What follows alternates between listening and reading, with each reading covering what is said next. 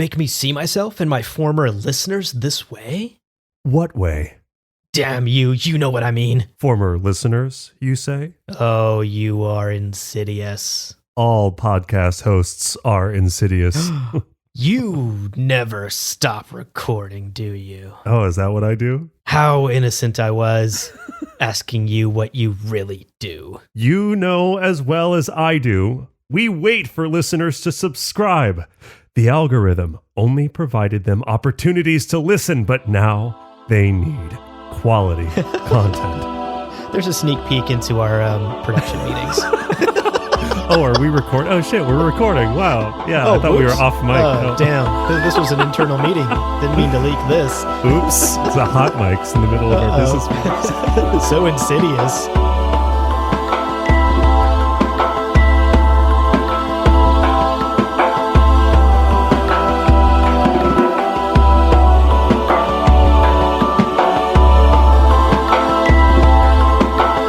Welcome to Gom Jabbar, your guide to the iconic world of Dune.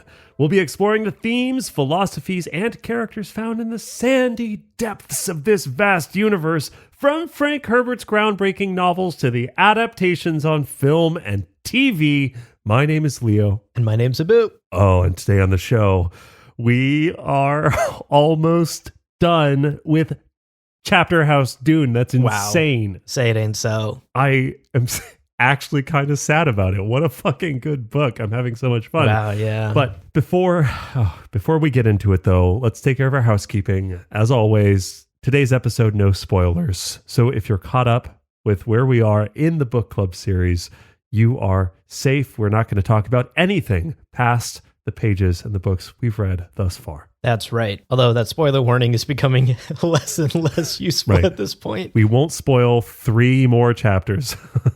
Yeah. Of course, up top, a huge shout out to our Kwisatz Haderach level patrons. We can't forget our loyal council members, Daniel Dion, Seth Redden Greer, Brad Hutchins, Kevin Mahanram, and Roger Young. Ooh. Folks, yeah, you would sit on my internal council as we merged our podcast with The Daily by Michael Barbaro. Up First by NPR. That's right. Imagine Up First and Gom Jabbar merging two completely incompatible podcasts, but we would need a council to help us with that merger. So Kwisatz Haderach level patrons, we hope you're up for it. Yeah, there's a lot of questions to answer. And of course, that thank you extends to all of our patrons at every level. Truly, you make what we do possible, and we cannot thank you enough. And of course, a reminder that if you don't have the means to become a monthly supporter on Patreon, which is the best way to help us keep the show running, you do have an alternate way to show your appreciation and help us keep the lights on. Check out that Buy Me a Coffee link in the show notes below. That is where you can send us a one-time tip to say thank you. Indeed. And hey, listen, new movies coming out. Dune's going to be on the tip of people's tongues. Ooh. Free way to support us is just to tell them about your favorite Dune podcast. That's right. So tell everybody. So helpful. We really appreciate it. And it's completely free, which is great, especially when the Strait of Hormuz is still closed. Telling people's free. All right. Today's episode. Y'all know the game plan. We will begin with a summary of today's chapters. Then we're going to dive deeper into a takeaway. And finally, we're going to wrap up with some yummy spice morsels.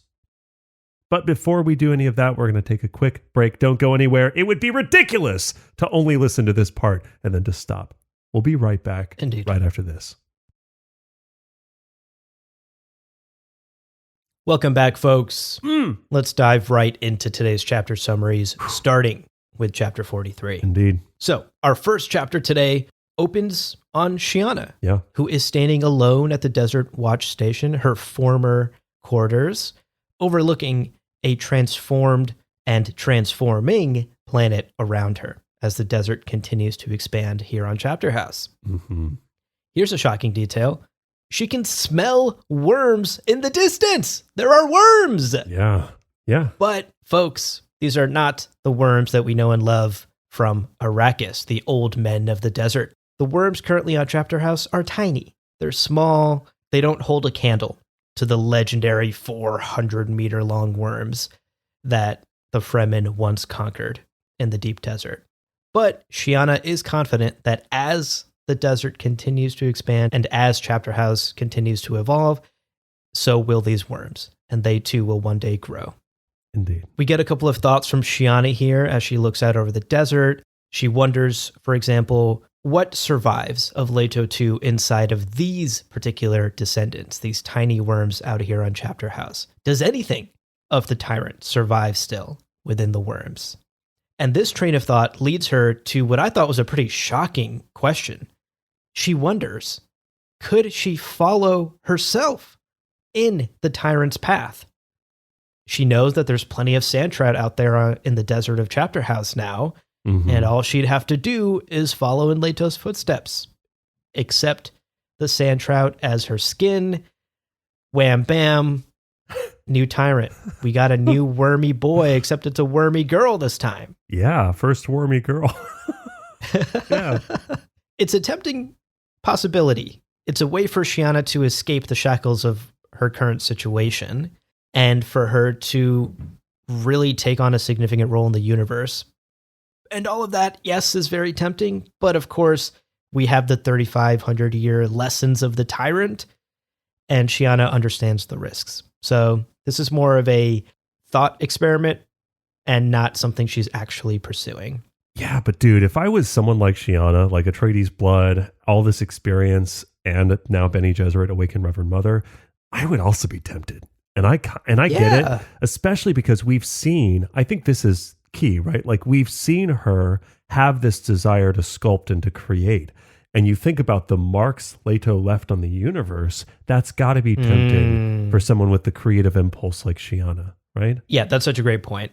I think you're spot on. I agree. It's a tempting proposition for Shiana, but she has other plans. As we learn in these chapters, and as has been hinted throughout this whole book, Shiana and Duncan have been scheming to get in that no ship, hit those thrusters, and get the fuck out of here.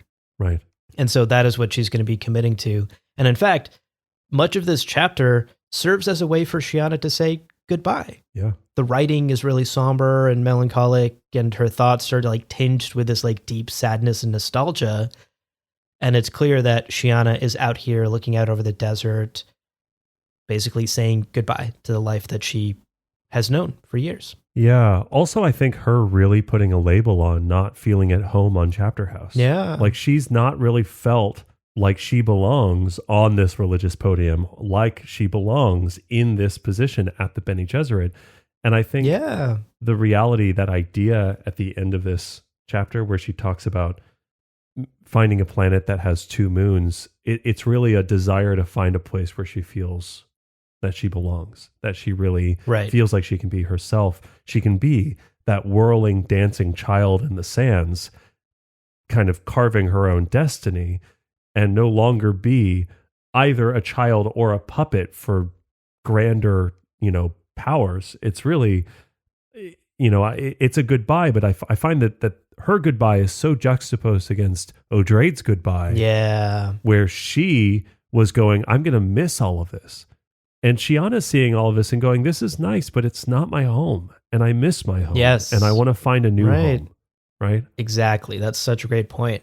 She thinks back to Arrakis a lot in her thoughts here, and back to her childhood and how her parents and her community were killed. Her childhood was ripped away first by Shai Hulud attacking, and then by the Bene Gesserit, wrapping her up in their own schemes. And so I think you're absolutely right. Like Shiana is seeking her own path, her own destiny that isn't wrapped up in other people's schemes, and seeking her own home, because this has never felt like one. Right. Yeah. Now, standing out here at the Desert Watch Station, continuing with our summary, her assistant Wally joins her at the window, and they begin to speak in sort of the typical Bene Gesserit secret language of subtext, layers within layers, in order to conceal their true plans from the watchdogs, who are, of course, always watching. They start by discussing the Missionaria and the Sisterhood's original plans for Shiana. They had planned to prop her up as some sort of new prophet, this epic survivor of the attack on Arrakis, who can speak to worms and speak directly to Shai Hulud. Yeah. And it's clear that both Wally and Shiana are deeply skeptical of this plan. It's an old-fashioned way of thinking. You know, it taps back into this like typical Bene Gesserit playbook, the thing they've been doing for like thousands and thousands of years. Yeah. Shiana even says, quote, "Religions are never really controllable, but some sisters think they could aim a religion built around me," end quote. Yeah. Yeah. And despite her skepticism, Shiana does understand the potential, right? She would be a very powerful lever to move the universe with. She would give the sisterhood a lot of ammunition because there is like this mystical aura around her. She can talk to the fucking worms after all. Yeah. But ultimately, like, the sisterhood should know the risks of this type of religious fervor by now. Shiana thinks at one point, quote, "So my name has become a shining light in the darkness of honored Matre oppression. How easy for that light to become a consuming flame," end quote. Were she to be thrust into prophethood, into godhood, there's the potential for her to subjugate the galaxy, just like a certain, Wall Atreides that we know, and maybe his son, the god worm we call the Tyrant. Like, we've been through this cycle before, and Shiana understands that this is like a tired strategy. It's not going to work again. I love this. The idea too, because like flames are destructive and they're short-lived, right? Like that is such a, it's an old play that did not work and would not work. And in fact, if that's the light at the end of the tunnel that some sisters, as she says, are looking at as the salvation for the Bene Gesserit, they're fucking doomed. Ugh. And it's like, yes. So I almost see her also like escaping all of this is kind of doing a favor to the Bene Gesserit. She's like, no, I got to get the fuck out of here. People still think I'm the solution. These idiots, short-sighted. That's crazy. Absolutely. That I think is totally spot on. And you know what I found interesting is that the thing that these sisters seemingly believe will be different this time around is that Muad'Dib and the Tyrant were men. Sure. And that religions built around women are more powerful and perhaps easier to like control and mold and shape. And so Shiana would like totally be different. Trust me, like it's not going to happen again. Right. I think we both share Shiana's skepticism. Frank wants us to share that skepticism. Like, religions are never really controllable. Doesn't matter who the figurehead is, man, woman, whoever. And so really the plan is for her and Duncan to escape in that no ship. And so she secretly discusses plans with Wally here in this scene. They talk about moving some worms to the great hold of the no ship, you know? Oh, I'm just going to study them in the lab. Don't worry about it. Like, let's just transfer them real quick. Right. Just need to do some work, obviously. Right. Yes, of course. I think I can like study them and teach other sisters to talk to them. Wouldn't that be cool? Oh, so and the whole cool. time Shiana knows she's just going to like fucking blast off with these worms out into space and not do any of that. And Wally seemingly is like in cahoots with her on that too. Dude, get yourself a friend who understands you like Wally. She's just like, oh, I don't know. I mean, if only I could teach people. Wally's like, you should take a few back to send. Hey, girl, hey. I'll send you some. This is the friend who like sees that you've had a hard day and is like, can you do me a favor? Can we go get a beer together? Can we hang out? Yeah. Like, let's just do me a favor and just chill with me, Wally's great. Love Wally. Okay, wrapping up chapter 43. Shiana goes out into the desert after chatting with Wally. She looks up into the night sky and she's feeling anxious because she realizes that the ships from the attack on Junction are due back like any minute now, any day now. It could be tonight, it could be tomorrow. And her timeline is quickly shortening. Her and Duncan have to spring into action and get out of here before the Junction mission returns. And in fact, she looks up into the night sky and she sees these arcs of fire streak across the sky. And they're back. The ships have already returned from Junction. She recites the litany to herself to calm her nerves, and a poem from the Tyrant even comes to mind, one of the poems preserved in Dar es Balat. And all of these thoughts basically coalesce into a feeling that I thought was really powerful and really thematically impactful for the book. Shiana feels like she has won this chance to become the ultimate artist, to be presented with a blank surface upon which she can draw anything. She describes it as an unrestricted universe. If she and Duncan can successfully escape, they can start again with a blank canvas and draw their own destinies, which is ultimately what Shiana wants and perhaps has always wanted. Her final thoughts, in fact, are tinged with this beautiful mix of hope for the future and a little bit of nostalgia for her past. Quote, "My migration will seek the new, but I must find a planet with moons." End quote. Oh, a place that is right for her. Yeah. The little girl who grew up in the desert. That's right. Yeah. This last chunk of the book is so poignant and so poetic and so beautiful. It is. Well, that's chapter 43. And then we're into chapter 44. And dear listeners, we saw this chapter coming, but it doesn't make it any easier. So no, buckle up, put on your seatbelt, put on your little comfort blanket, get your, I don't know, stuffed toys close, because this is sad. The chapter opens with Myrbella processing the aftermath of Junction shocking events that followed the battle, replaying in her mind as an eerie afterglow. Fucking Frank had the gall to have shit happen off page, and now we have to figure out what it is. This fucking guy. This fucking guy. He loves doing this. Oh, he's a fan. Teg, unconscious on the floor. Streggy, dead. What? Slumped to the ground, dead in a bloodless death. She had so much potential. She was a great horse. Feed her oats. She's wonderful. Odrade, standing in shock. All of these images are running through Myrbella's thoughts as she's questioning, quote, "What else could I have done?" End quote. And we're left to wonder, what the fuck happened? Frank, what are you doing? What are you doing? Oh, okay. So basically this is what happened, right? They were in a good position. Everything seemed good. But as Frank and Odrade talked about on the balcony, this all too easily won victory was not, in fact, a victory. They were blindsided by Honored Matre forces using their mysterious weapon that they brought back from the scattering. And Myrbella rushed groundside alone in a flighter from the no ship.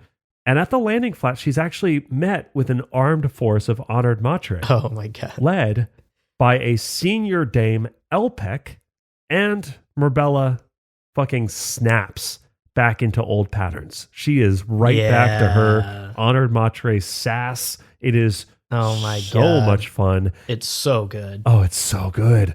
And she kind of plays into this new role. She's going, oh, well, yeah, I was captured by them and I tricked those idiot witches into teaching me all of their powers. And I was like an honored student of their leader. Can you believe it? And I brought back all of those skills as a gift and also knowledge of where their home world is.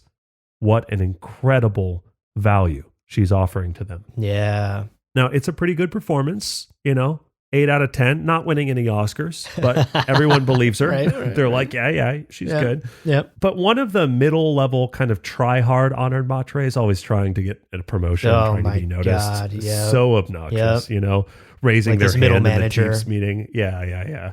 They're like, oh, I've got a fucking thing. Just to piggyback on what they were saying. Great point, by the way. That sort of thing. Right. We all know this guy. And Myrbella does us all a favor by killing them with a kick to the neck. This is such a good... So basically they ask a question. They're like, nah. And she's like, okay, here's my answer. Kicks them in the neck, kills them. Quote, kapow. She taught me admirably. Any other questions? End quote. Amazing. Spectacular. These 2 chapters that we're about to get into involve so much Myrbella just aura farming, just being the coolest fucking character. I was not prepared for how much I enjoyed Myrbella. Like, I think Marbella throughout the book, I've kind of been like, okay, sure. She was kind of one note at the beginning. She gets a little bit more complex as she starts wrestling with her feelings for Duncan. But I never really got excited about Marbella chapters. I feel like if there was another book about Marbella, I would be stoked. Because I had so much fun. I mean, gosh, it's a bit too early to get into 7th book discussion. But imagine a 7th book where it's a dual sort of narrative following Shiana's migration and Marbella's rule of the new sisterhood. Yeah. And I think like Marbella has the juice to really carry a narrative, just as well as Odrade did. Even just a novella. Like I would kill for just a 90-page story about her being great, Now, in the command tower, she joins Logno and the other folks. Logno has been re-enthroned as the great honored matre. Not that she was necessarily dethroned, but, her surrender, we are your prisoners. Clearly that was a feint. Teg is wrapped like a holiday ham in Shigawara in the corner. Oh my God. Odrade is standing nearby. She's not in shackles or anything, but it's more a dismissive, you're not even worth binding. You're so fucking weak or whatever. And it seems like, this bloodless killing weapon that they brought back from the scattering was used. They exhausted the final ammunition. This is what caused those bloodless casualties that Teg was noticing in the last episode. Maybe honored matre troop members using the weapons before their ambush was fully kind of enacted. Now, Marbella's confrontation with Logno is a verbal assault. Oh my God. I was screaming during all of this. It's so good. And combined with her Bene Gesserit analysis, we see that she is absolutely fucking unstoppable. She delivers some bars that like Kendrick Lamar would be proud of. This kind of 1-2 punch of diss tracks. Oh, yeah. That precipitates her victory over Logno. First, quote, "You consider yourself powerful and clever. One begets the other. Eh? What idiocy. You're a consummate liar and you lie to yourself." End quote. Oh my God, get fucked. Get fucked, Logno. Holy shit. Okay. The whole room is like, oh shit. And they all back up. They give space to this little moment. Then the killing blow. Quote, "Like the ones I know in other memory, you are headed for extinction. The problem is that you take so infernally long dying. Inevitable, but the boredom meanwhile. You dare call yourself great honored matre. Everything about you is a cesspool. You have no style." Oh my God, not the killing blow. End quote. Damn, you have no style is like a top 5 mic drop in this entire book series by such 100%. A margin. Holy 100%. Shit. Holy shit. Everything about you is a cesspool. You have no style. Oh my God, what a takedown. What are those broken Sioux stones on your fucking arabesque? Tacky. You have no style. Tacky. So good. But also, and this is the thing, right? It's beyond the biting words, beyond the cutting wit, the savagery. Marbella is actually instructing them truthfully. Like, this is a performance for the benefit of everyone who is going to be alive in a few seconds, not necessarily only for the person she's, taking apart, right? She's prompting Logno to attack, but she's also demonstrating to the room, I am going to be someone that you will want to follow because some of what I'm saying rings true. Right. Yeah. Right. Like you're lying. You're all lying to yourself. Like nothing she's saying here is technically untrue, like, right. I don't know about style. I'm no style expert, so yeah. I'll leave that up to interpretation, but you are headed for extinction. It's inevitable, and you are consummate liars. You lie to yourself. You think you're so powerful and clever. What idiocy. Like all of that is absolutely true. It's the wake up call the honored matre have needed this whole time. Yeah, and I have to think, we were joking last episode about like everything's a feint, every other fucking room is just a prop room. Oh, here's Command Center 7B, but is it the real one? No, it's fake.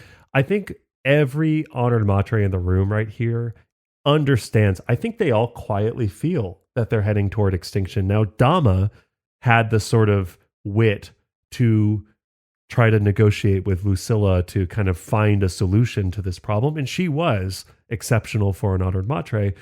But I think broadly, they're all kind of attuned to these truths. So if Murbella just started lying and braggadociously saying whatever, I think it would have felt like, here's another person just like Dama, just like Logno. But instead, she's really cutting herself apart. She's going, I am someone who's going to tell you the truth and someone who will actually guide you. And that's also active in this scene. Totally. So Logno, completely baited, attacks. I love that fucking Murbella catches her kick like one would catch a leaf or some shit. Just like, oh my God. Casual. Kills her immediately. And then in the same moment, she also dispatches Logno's 2 aides, presumably also some pretty respectable top brass among the honored matre. These are no grunts. These are people high in the power structure, presumably hard to kill people. She kills 3 people in like 2 heartbeats. It's insane. But this flurry of violence does have another casualty. Because it is in this moment, right? The 3 bodies are falling to the floor. Murbella turns and she sees Odrade dead on the floor. Rip.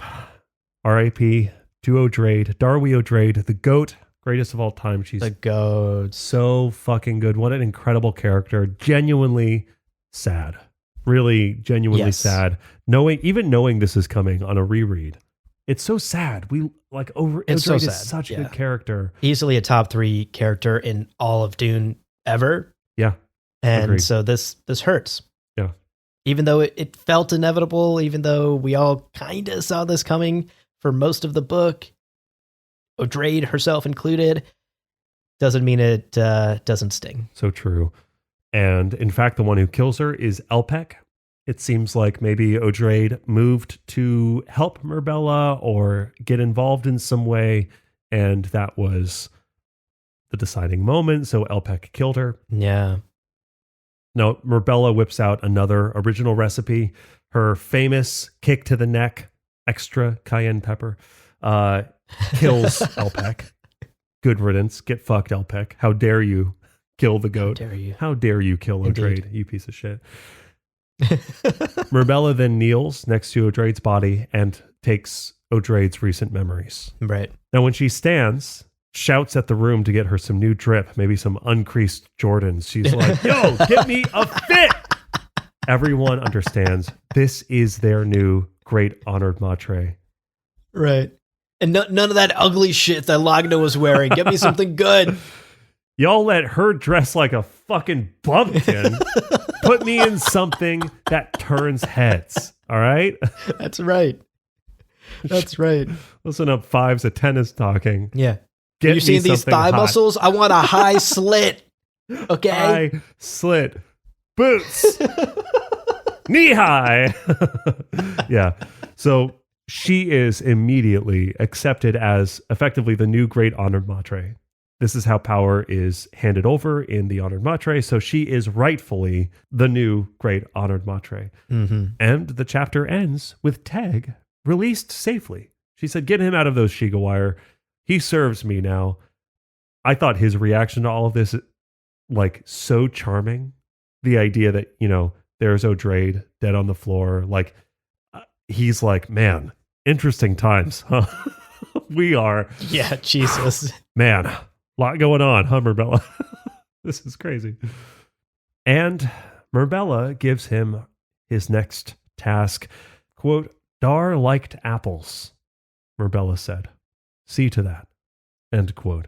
Of course, giving him instructions for the perfect burial for his mother, the recently deceased Reverend Mother Superior, and one of our favorite characters in the series.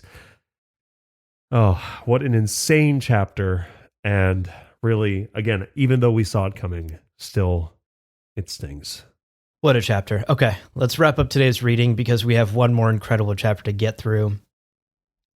Chapter 45. Yeah. Myrbella returns to Chapterhouse with her new squad, and she fully steps into her new role as both Mother Superior of the Bene Gesserit and Great Honored Matra of the Honored Matre. Crazy. Now, there's a couple of immediate to-dos that Myrbella needs to check in on. She has the rabbi and his party go to the No Ship where they will be safe. She checks in with Duncan immediately, which the Honored Matre found kind of funny. They were like, why is one man so important to you? And I found it interesting that Myrbella had a thought where she was like, they're not so different from the Bene Gesserit. The concept of love is so foreign to these people. True. Yeah. That was a bit of a throwaway line, but I was like, damn, so on point. Yeah. But she goes and she checks in with Duncan, but Duncan is acting weird. He's like rambling about something and he's distant. And it seems like he has come to some sort of decision. He wants to create this mental mosaic. But what exactly that decision is, Myrbella does not know quite yet. Of course, by the end of that chapter, that decision will become clear. Now, rather than wait for any sort of like official council meeting that elects her into the leadership position, Myrbella walks into Odrade's former office and just sits down in the Mother Superior's chair and immediately gets to work. Belanda, where are you? Yo, get the fuck in here, Belanda. Waiting for you. I found this incredibly powerful, and for some reason, I got chills when I read the line that Myrbella sat down in the Mother Superior's chair in her red Honored Matre robes. Yeah. Just this physical image of these two sisterhoods coming together. Yeah, great point. That really got me for some reason. Now, Belanda, to her credit, is a little bit tense, but obliging. It's clear that in her many discussions with Odrade and her many face-offs against Odrade, she saw this outcome as a possibility. It eventually became clear to her that this was something that Odrade was aiming for. It was all part of Odrade's plans. Yeah. And so, as instructed, she rushes out of the room, she gets the Honored Matre Council and brings them into Myrbella's new office. Now, Myrbella's meeting with her Honored Matre Council is honestly so funny. Dude, so good. And she continues to play that like cruel yet wise Great Honored Matre perfectly, you know? Honestly, she's running laps around these other Honored Matre. She boldly suggests to her former sisters a merger. We're going to buy Warner Bros. And go into $70 billion of debt. How does that sound? They're like, I don't know if the FTC is going to allow that. Shush. We're going to do it. So she is suggesting a merger. She wants the Honored Matres and the Sisterhood to become one, which of course was all part of Odrade's plan as well. But her sales pitch to the Honored Matre isn't, hey, look, we're going to get along. This is going to be great. How wonderful is this all going to be? No more fighting, no more war. We're going to hold hands. And spin around in circles, and it's going to be wonderful. Right. No, she frames this decision in an egocentric way, in the way that she know will land with the Honored Matre. She says, quote, compared to me with what I acquired from them, the lot of you are miserable weaklings. And later she continues and says, quote, you are children with no knowledge of what you might become. Would you return defenseless to face the ones of many faces? Would you become vegetables? End quote. Dude, so good. Again, like touching on their central fear, you know, the fear at the heart of the Honored Matre that has driven them this far. And while she gets a little bit of pushback from a particularly ambitious Honored Matre named Angelica, ultimately her council agrees. They fold. The Honored Matres will start training under the Bene Gesserit because they recognize that Myrbella's got that Goku Ultra instinct, and they kind of want that too. They want that juice. I just want to read this quick quote. I have a policy for unimportant things such as insect infestations. Unimportant things call for policies for such of you as do not see the wisdom in my decision. I need no policy. Your kind I dispose of quickly. dead before you know you've been injured. That is my response to the presence of filth. Is there any filth in this room? End quote. And they're like, filth, nope. Speak now or forever hold your peace. And they forever held their peace. Yeah, it is savage. Again, like Marbella, the aura farming that she does in these 2 chapters is off the fucking charts. It's good. Absolutely amazing stuff. I myself am ready to follow Marbella's every command. Yeah, same. And if you're wondering about how this merger will actually work and what the mechanics are, hang tight. That's going to be our takeaway today. So we're going to dive deeper into that a little bit later. True. For now, let's wrap up this chapter summary. Alongside what's happening externally, the to-do list as the new head of both orders that Marbella has to do, this chapter also has an internal struggle that's going on inside Marbella. Marbella is having these conversations with Odrade, and they're genuinely heartbreaking stuff. We see that while she's all bluster and bravura on the outside, internally, Marbella is grieving. Yeah. She is grieving the loss that comes with her new position. She is in a position of power. She will have to make choices that are going to hurt her. She is going to have to let go of parts of her former past that meant a lot to her, namely a certain hot stud named Duncan Motherfucking Idaho. Yeah. Marbella recognizes that her new role will cost her the love of Duncan Idaho and her relationship with him. Yeah. She has this conversation with Odrade, and Odrade scolds her, and questions her, poking and prodding Marbella and challenging her assumptions and the melodramatic thoughts that Marbella's having. Odrade continuing to be this mentor and teacher for Marbella even after her death. Yeah. Ultimately, Odrade inside, other memory Odrade, reinforces that conversation that Marbella had with Duncan. This idea of don't think, do it, to follow your instincts. Mm-hmm. She tells Marbella that you have this authority over an organization bent on survival, the same authority that I once had. The Bene Gesserit will survive at any costs. Mm-hmm. And now it's up to you to take that mantle. And ultimately, it's also up to you to derive meaning from all of that. Odrade says, quote, "That's a decision you make for yourself. Family and what binds it. What tickles life and happiness." End quote. I loved that quote so much because I feel like it really frames some of what makes Odrade such a powerful leader. Yeah. Just in a sentence or two, right? Like, what is the purpose of life but to find that kind of joy? And if you can't find that joy, then just give yourself the baseline job of getting through life, right? Do the thing that you have to do. But if you can, find the joy, find the art, find the music, find the, it's there's something really beautiful about that. Yeah. Yeah. It speaks back to how important life is and how both Taraza and Odrade recognize that as heretics, how important love and life and living life is. And it's something that Marbella should hold on to, despite her new responsibilities. And in fact, it's up to her to find meaning in life. Yeah. What tickles life? What tickles happiness? Tickle me Elmo. Yeah. Okay, let's wrap up this chapter. The chapter wraps up. Marbella checks in once again with Belanda. They're going through a couple more to-do list items. She's now the head of 2 orders. The to-dos list is never going to be done with. We get an update that Scytale is still aboard the No Ship. He's still hidden. He's still a trump card that they can play if they need. The rabbi and his party are also on the No Ship safely. Shiana is, I guess, working in the Great Hold, studying those worms like she promised. Quote, wink, unquote. Wink. Yeah. Yeah. And Duncan, in his conversation earlier with Marbella, is still refusing to leave the ship. He needs to finish building that mental mosaic, as he says. And here at the end of the chapter, Duncan's final decision also clicks into place for Marbella. She looks out at the ugly mass of the No Ship sitting there, and the reality of it falls into place. Duncan and Shiana, they're going to escape. Duncan is going to leave her. She is going to permanently lose the love of her life. So sad. And also, I feel like kind of slow. Basically, everyone who doesn't want to be on this planet's there.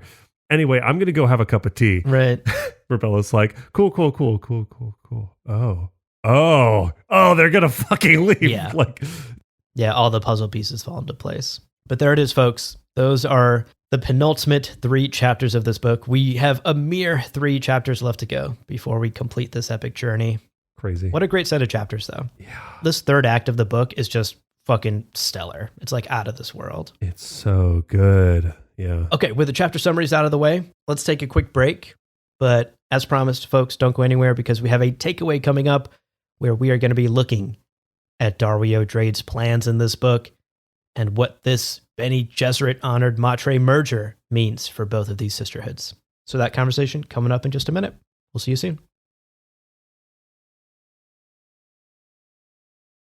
Welcome back, everybody. Hope you enjoyed your break. Let's talk about it. 2 different sisterhoods. No. They've been combined. They've been merged. The merger went through. Couldn't be struck down by the FTC or whatever. We now have perhaps a faraway view. We have a kind of, full picture view of O'Drade's plan. We kind of see this painting that she's been working on this whole time, and we want to talk about it because holy shit, this might be the whole point of the book. Like this might be it, right? And to start off, we just quickly want to get something out of the way because when you search like Darwy O'Drade's death in Chapterhouse, you start to see online discussions around, was this her intention all along? Was she just kind of like, did she plan to die? Was it something that she was hoping to avoid? Like, might happen, but hopefully it won't. Or was she expecting to get off the planet alive and this was like a tragedy? And we just want to be clear. We are very confident that O'Drade knew that her death was, if not a certainty, a very real possibility. Oh, yeah. Recall these thoughts she had walking away from convocation. Quote, O'Drade thought about the places I will never go, the things I will never see except as a reflection in the life of another. End quote. Ooh. Oh, my God. In retrospect, that's pretty obvious, right? This is O'Drade going, I'm going to die. Maybe right away, maybe in time, but I'm very likely, I think this is on the heels of basically saying goodbye to Chapterhouse. She doesn't expect to be back. So what else is going to happen? We're pretty confident. She knew she was very likely going to die. And actually, as early as her conversations with Mirabella, recall when Mirabella was pregnant on the training floor and they have this little talk, O'Drade thinks, quote, the Bene Gesserit must change its ways. And here is one who could guide us into change. End quote.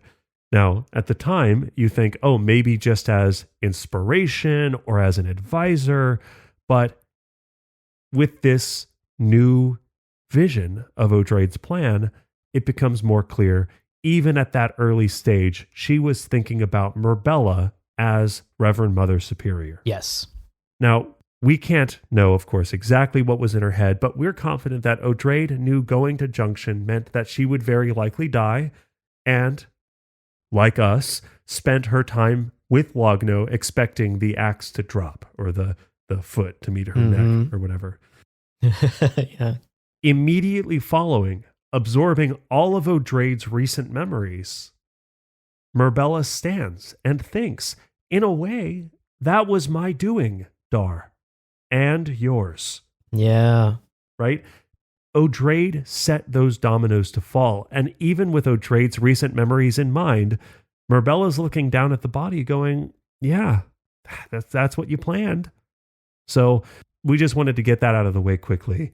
Because again, when these conversations happen, sometimes there is a little bit of people read this book quickly. They don't quite remember. We just want to make it clear. Our understanding as sort of Dune fanatics is this is at least something that she knew was very likely going on to Junction, landing on Junction. Yeah, and personally, I think O'Drade leapt into action potentially to achieve both things, right? 2 birds, 1 stone. make sure that Myrbella survives. We don't need like a fluke foot kick hitting her in the wrong temple and Myrbella dying. Right. And also to ensure that she herself dies, so that the mantle can officially pass to Myrbella with no question, you know? Right. Imagine if Myrbella and Odrade both came back to Chapterhouse, there would suddenly be a whole succession battle happening. Yeah. Who's actually in charge now? Yeah. The conservatives would be like, we want to put someone else on the, you know, you're too fanatical. Like, good job saving us, but we want someone else now. Yeah. You're absolutely right. And would the Honored Matre cohort even follow Odrade? If Odrade came back and was like, we're merging now, you know, they'd be like, who the fuck are you to tell us that? Yeah. Like, it has to be Myrbella. Myrbella's the only one that makes sense for this merger. And so I think in these final moments, my read on it is that Odrade intentionally is like, let me jump in here and just get killed. Yeah. And make sure all the puzzle pieces fall into place like I need them to. I think that's absolutely correct. I wasn't necessarily confident enough to lead with that, but yeah, that's also my thought. I'm like, I think for sure she was like, let me just get myself out of the picture. And in a way that doesn't challenge Myrbella, doesn't, you know, just makes me look like a kind of foolish person that then the other Honored Matre will understand why Myrbella takes over, right? Yeah, right. Yeah, it's all clearly necessary. So I think that's my read on it. And that does seem like the read of the book. Odrade has kind of been planning for this the whole time. Now, with the Odrade death out of the way, again, RIP to a legendary character. Yeah. Let's actually talk about this merger and what it means and what shape it will take. And actually, you know, I think merger is an interesting word. We keep using merger, but for me, the word that's more appropriate is subsume. Like the sisterhood is going to like subsume the Honored Matre into their fold. Yeah, true. Because this final chapter from today, this chapter 45, outlines what the shape of this plan will be. The Bene Gesserit, we're told, will pretend to be amicable, will pretend to love the Honored Matre, love and respect them, and they will act as teachers to their former enemies as the Honored Matres slowly acquire Bene Gesserit skills, which, as we know, also means Bene Gesserit thinking and worldview. Right. Myrbella is clearly like patient zero of this, right? She's the walking. Yeah. Yeah. Just like Myrbella, the Honored Matres will start off seeing all of this with naivete, right? They'll be like, ooh, cool new powers. I want that ultra instinct ability. Other memory seems dope.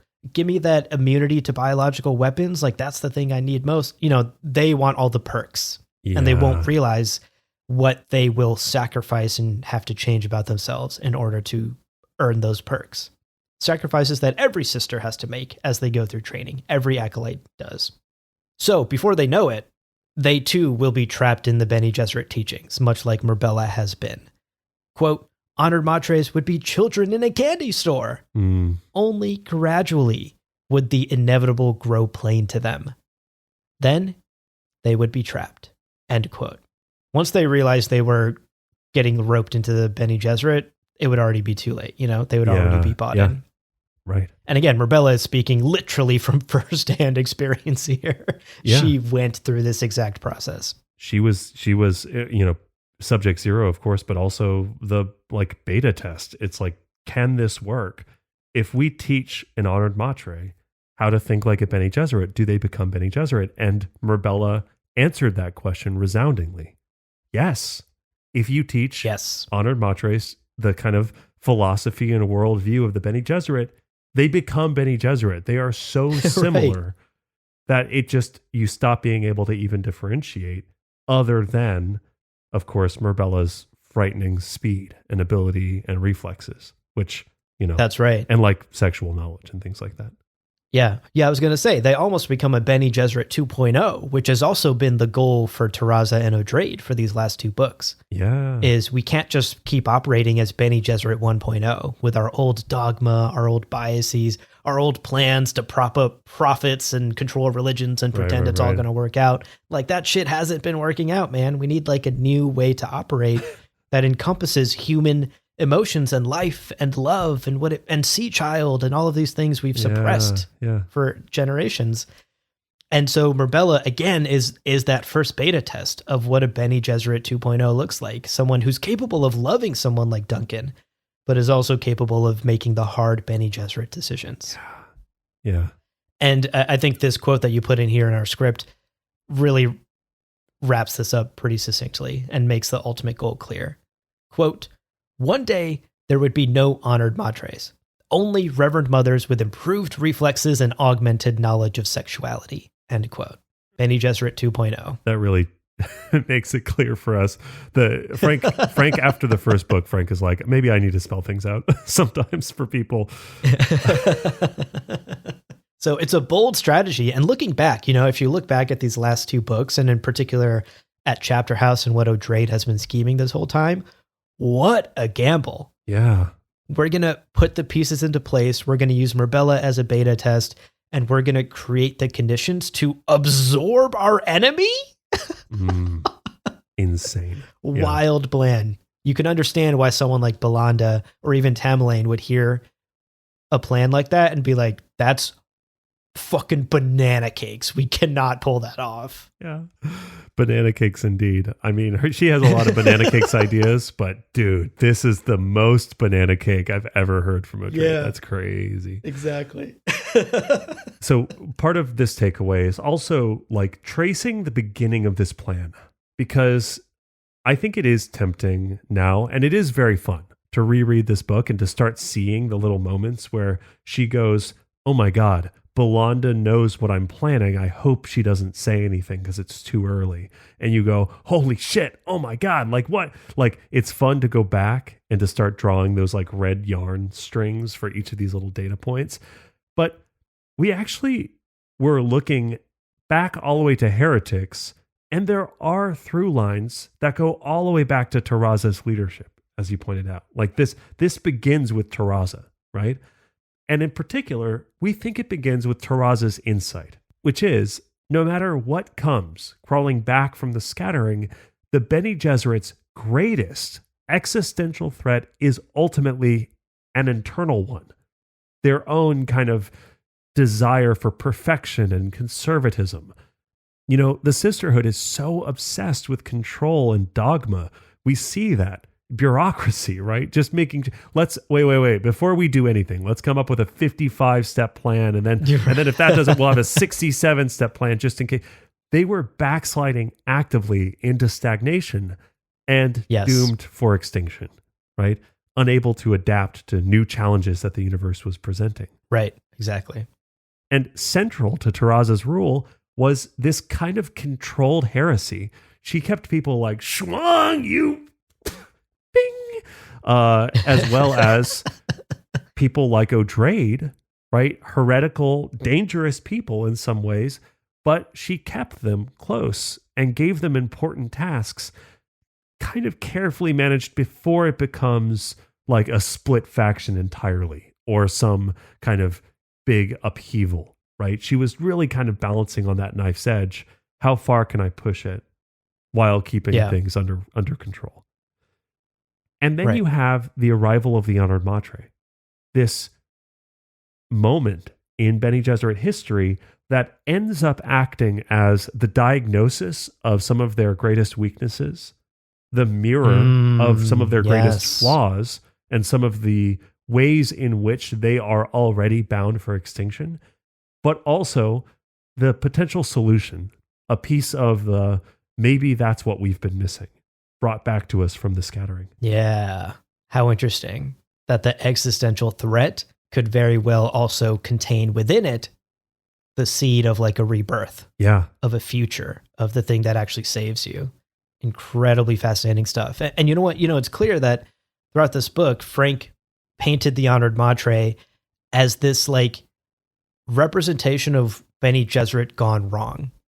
What happens when the shackles come off the Bene Gesserit? They go out into the scattering. They face new dangers. They run from an enemy that nearly wipes them out. What do they become? And what they become is the repressed energies that the Bene Gesserit have kept clamped down for generations through training, exploding outward. Yeah. And a loss of their discipline, their dogma, their science, as Dama would put it. right? Right. It's the Bene Gesserit without science and all of their just uncontrolled instincts bursting out. The violence, the rage. And yes, the Honored Matre are enjoying art, music. They love their beans and garlic, as we know. So good. They love it to an extent that is uncontrolled, to an extent that is dangerous. This lack of moderation is dangerous. To live without politics and science and this capacity to self-diagnose and self-reflect, that is dangerous. They're headed for extinction, as Marbella warned them. So looking at these two books, Heretics of Dune and Chapterhouse Dune, what began as like Terraza's careful, controlled experiments in injecting just a hint of heresy there, a hint of heresy here. Yeah. As a that treat, you arc, know? right, just a little treat, maybe we put some artwork up, I'm going to put Van Gogh up in my office. How much harm could that do? Yeah. And then when people get, it's just a little, she's a little naughty. It's fun. Yeah. Right. Terraza begins that. She takes the baby steps. And the arc of that journey is completed fully by Odrade, who deliberately uses the Honored Matres as the solution to creating the Bene Gesserit 2.0, as a way for the Bene Gesserit to be reshaped and rebirthed and let go of their previous dogma, the thing that's been holding them back. And like we've been saying during this entire takeaway, Marbella is patient zero. She is the beta test of that theory that, to be clear, Odrade wasn't ever sure would actually work, right? Right. That's why it was always teetering on the edge of destruction. We were always walking that tightrope with the axe wielder behind us. If any of the pieces of this very complex plan and theory to subsume the Honored Matre went wrong, it was fucking game over. The Honored Matre were just going to wipe us out. Right. Yeah. But it seemingly all went right, or it went as right as it could have given the circumstances. Marbella is a Bene Gesserit 2.0. She is in charge of both sisterhoods now equally, and she is able to take the Bene Gesserit into a new future, one in which new sisters carry two worldviews and philosophies. They carry the violence, the sexuality, the explosive love of humanity and art and music and beans of the Honored Matre. All of that contained within the training and moderation and discipline and science of the Bene Gesserit. That is the ultimate final form of these two sisterhoods. The best of both without the weaknesses of each. Yeah. And adaptive, finally, like truly adaptive for the long run. They've kind of stepped onto their own golden path, and yeah, it's so good. I mean, just to wrap up, right? Like this final act of Frank's final book is the culmination of an idea that's been building since the earliest pages of Heretics. The argument that virulent, ungoverned human energy and, on the other side of the coin, disciplined, conserving human wisdom are opposites, but need to be balanced in complement to one another for kind of to truly avoid stagnation or self-destruction, right? Yeah. Yes. And we don't think necessarily that Terraza, or even necessarily Odrade for that matter, planned this ending specifically, no more than like Leto 2 planned every brick of the golden path. It's more like very true. Yeah. Leto 2 and then Terraza and now Odrade cultivated the conditions for this to happen and kind of set up the forces that would then result in the marriage of these kind of primordial forces, the benefits of human culture, and the reminder of what it is to live, to eat beans and garlic. Ooh, Yes, exactly. All of that. So really, we get to humanity's survival. We get to the golden path, but it required the Bene Gesserit to become something they'd not recognize. Bene Gesserit 2.0, this unthinkable merger of witches and whores to turn a new page into this kind of unknown tomorrow, right? The excitement that Leto yearned for, having given up the mysteries of tomorrow. And we thought it was appropriate to end this takeaway on Marbella saying, quote, "This is an opening chapter," end quote. Which, of course, no one tell her that this is actually close to the end of the book. She's got that way wrong. Actually, my God, Marbella. We're really wrapping up here, Marbella. Marbella, is this like chapter 43? Oh, Jesus. Yeah. No, I think that's a beautiful quote to end on, because it is. This is the opening of a new chapter for the Bene Gesserit. So that's our takeaway. Only that. Only the survival of humanity and Frank's big themes that he's been playing with for 6 books. That's right. That's right. We're going to take one final break, but don't go anywhere, because when we're back, we've got a couple of spice morsels for you. And then we're going to say goodbye before our final episode of this book club. It's insane. Don't go anywhere. We'll be right back in just a minute.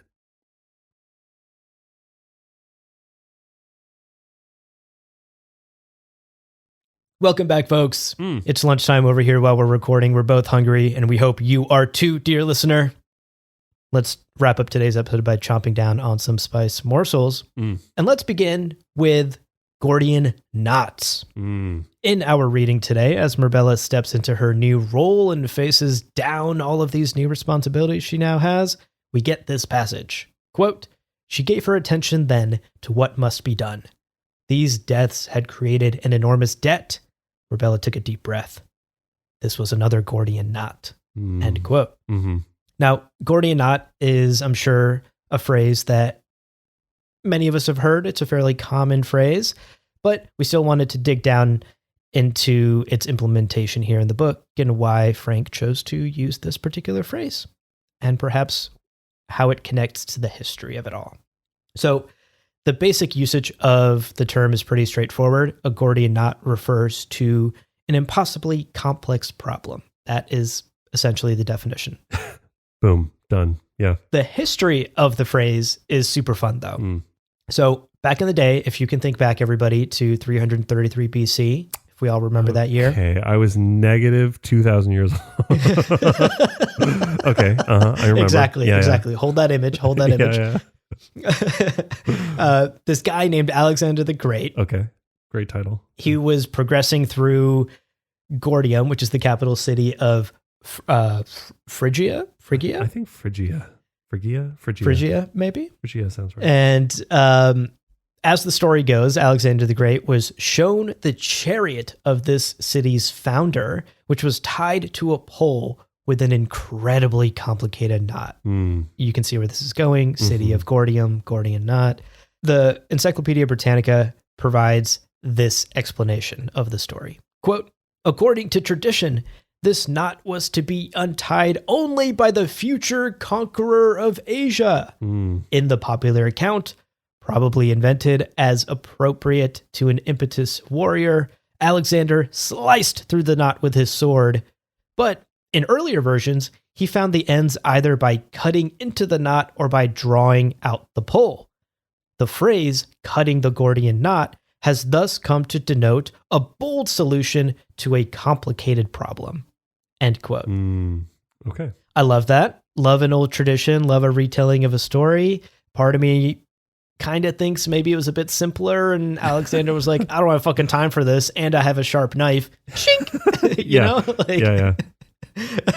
That's why he's great. Let me just take this chariot. It's a cool chariot. I want it. Yeah. Fuck this rope.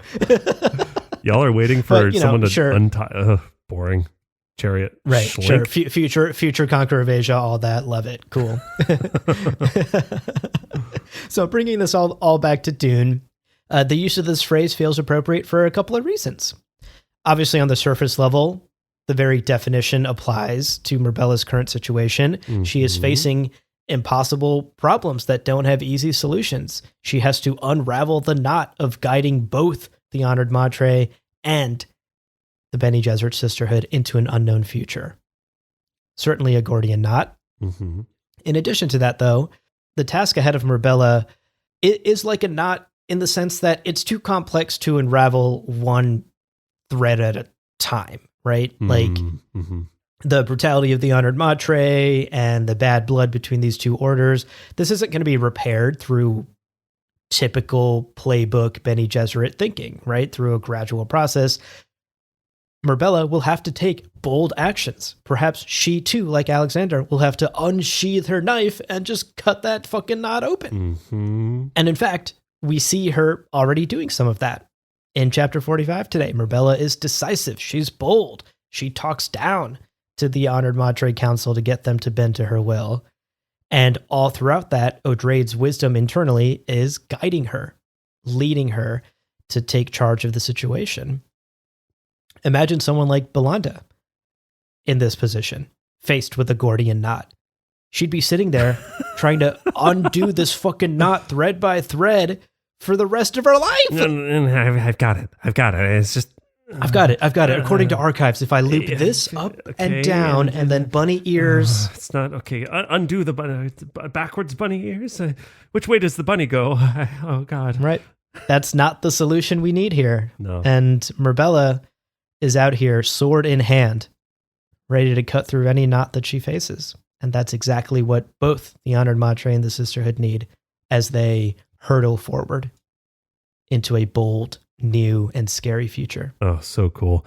Yeah, I enjoyed learning a little bit more about Gordian knots, but also just how many levels all of this works, right? Like the decisive cutting of the threads is so good. Oh, I love it. I also thought, because in the story of the Gordian knot, there's like an oracle said that whoever will untie this knot rules all of Asia, which feels very like Kwisatz Haderach, like that feels like, oh, the prophesied one, as it was written, Lisan al-Gaib. Like it all felt very in the fabric of Dune, which is very cool. Yeah. Well, our next morsel, our final morsel today, are pyramids and Tao. In today's reading, Myrbella has an interesting exchange with her other memory, Odrade, that left us with lingering questions we wanted to take a few minutes to explore. It's kind of like a mini takeaway without really being a mini takeaway. Discussing Myrbella's temptation to retreat to sequences, the conversation picks up. And Abu, do me a favor. I want you to be my Odrade, okay? I'm ready. And then you're the first line. Oh, I'm the first one. Okay. Thinking of it as cause and effect beguiles you away from totality. Tao? Simpler. You are here. But other memory goes back and imagine it's pyramids interlocked. Those are just words. End quote. That was it. I feel bad about my performance as Myrbella, but that's the audio drama. I feel like I could have done better as Odrade. I didn't do her justice. Yeah. We'll do it better when we do the full book. Point is, Myrbella mentions Tao, right? Taoism. And Odrade brings up pyramids, these interlocked pyramids. And while it's true that Frank dips his little toesies into Taoism time to time, we were interested by this combined imagery with pyramids. I was like, well, I don't actually know that much about Taoism, so is this like a Taoist symbol? Does it have more meaning? Let's look into it, right? Right. So very briefly, Taoism is a Chinese philosophy. It's a religion centered on the Tao, the way. This is spelled, by the way, Tao. So if you've ever said Tao, I'm pretty sure it's a Tao. But I looked up a couple of YouTube videos. That's where I get my knowledge from. The undivided flow underlying all reality, which cannot be grasped through analysis or language, but must be experienced. Honestly, kind of my shit. That's so sick. I'm super into it. I'm going to learn more about Taoism. I think I'm going to fucking vibe with it. Anyway, point is, one of Tao's core principles is Wu Wei, which is kind of translated as like non-effort or non-doing or effortless non-striving, which according to theschooloflife.com is the idea of, quote, striving to make our behavior as spontaneous and inevitable as certain natural processes, and to ensure that we are swimming with rather than against currents, end quote. I really liked that explanation, by the way, because again, I felt like it used imagery that we've talked about with Odrade and Shiraza and rivers and water and this idea of what is spontaneity and finding the joy in life. Anyway, so when Myrbella is fixating on the chain of her experiences, her other memory, what made her become a Reverend Mother, O'Drade's advice is identifying the trap, treating this continuous, unified Taoist reality as a narrative progression pulls you away from the reality of living in the present. You're getting too fixated on the past and what kind of led up to now, right? And genuinely, Murbella demonstrates how far she's come by giving that mindset its name. Asking, so you're talking about Tao, shows her intuition, shows her knowledge, shows her learning. She recognizes that O'Drade is gesturing at something like Taoism. Mm-hmm. But then O'Drade says, quote, imagine its pyramids, interlocked, end quote. And at least based on our research, this image of interlocking pyramids doesn't relate directly to Taoism. This seems to be kind of a new thrust, a new idea from O'Drade. And we think that this is kind of a new metaphor as a way of reframing other memory, the lineage of Reverend Mothers, not as this kind of linear progression, right? I think of like Avatar: The Last Airbender. when he has his like avatar mode, he sees this like literally line of people standing off to his right. Yeah. Rather than thinking of it as a linear succession, thinking of other memory instead as a web of interlocking spatial relationships, all immediately present now. And I think this is also important because when we talk about the threat of abomination, it's not some distant ancestor way down the chain, super far from you. They're here. They're now. The threat is here. The threat is now. So this idea, reframing it as not a sequence or a linear thing, I think is really cool. Yeah. Now, wrapping up the two ideas, right? Taoism and these interlocked pyramids, they seem like two elements of the lesson that O'Drade's other memory is attempting to impart on Murbella. While Tao addresses how to perceive, that is, don't worry about analysis and trying to get too much in your words and your language and all of these tools we've given you. In fact, follow Duncan's advice. Don't think, do. Just take action. Do it, Murbella. On the other hand, the pyramids address a way to picture other memories structurally to get away from this idea of linearity, to get away from this idea of sequence and a linear progression. Instead, it's more like an interlocked web. Mm-hmm. And I'll admit, although all of this is very cool, I was hoping that pyramids were like some huge thing in Taoism. But listen, still super enjoyed the idea that O'Drade is, even in other memory, spitting bars, and perhaps now, after this exploration of Taoism and the pyramid metaphor, maybe this lesson from other memory for Murbella is a little bit easier for you to parse, dear listener. That's right. Love these spice morsels and the history lessons that we get. Yeah, we learn so much. I hope our listeners enjoy them too. It's always fun to dig into that. Yeah, true. All right, folks. Wow. That does it for the penultimate episode of the Chapterhouse Dune Book Club series. We have one more reading assignment to give you. My goodness. This is the easiest one to assign. Finish the book. Read the rest of the book, the final 3 chapters, folks. We're finishing it up next episode. Say it ain't so. I love it. It is so. It is an inevitability, some might say. Dar has been planning for this for 6 books now. Shit. That's true. Yeah. So make sure you've completed the reading, folks. We will be wrapping up the book in the next episode. But before we let you go today, we want to remind you of some ways to support the show and keep in touch with us. And of course, the 2 best ways to support us is 1, to become a patron, ad-free episodes, some bonus materials. Additionally, you get some looks at other projects we've got cooking in the oven. And of course, the other way is to get yourself some Dune-themed swag from our merch store. Those links are in the show notes. Give them a look. Also, of course, we love to hear from you. Now is the time to reach out, folks, as we near the end of this book and as we prepare for our upcoming Q&A about the book. Send us an email. gomjabarpodcast@gmail.com is the best place to get in touch. Send us your thoughts, send us your questions, send us your own observations and theories about this book and the wider Dune canon. Of course, don't forget, We do charge a pet tax. If you have a cute family member, include a photo in your email. We love to see all your cute little critters. Truly. So again, that email is gomjabarpodcast@gmail.com. Get your emails in so that we can include them in the upcoming Q&A. How quickly, now that Chapterhouse is covered in honored matre, do you think they have to update the lunch menu? I think the honored matre are going to be particularly concerned about the lunch menu. That's going to be like one of the biggest overhauls that Marbella is going to have to oversee. Yeah. And quite possibly the biggest thing that will cause a rift. Belinda's like, it's going to be a bloody merger. And then it's like really just at the fucking lunch line. It's just honored matre complaining about the quality of the meatloaf. Benny does her like, we think it tastes fine. And they're like, you have no taste. Yes, fights will break out in that cafeteria for sure. The food fights are going to be epic. This is the hyper fast reflexes slinging that. Exactly.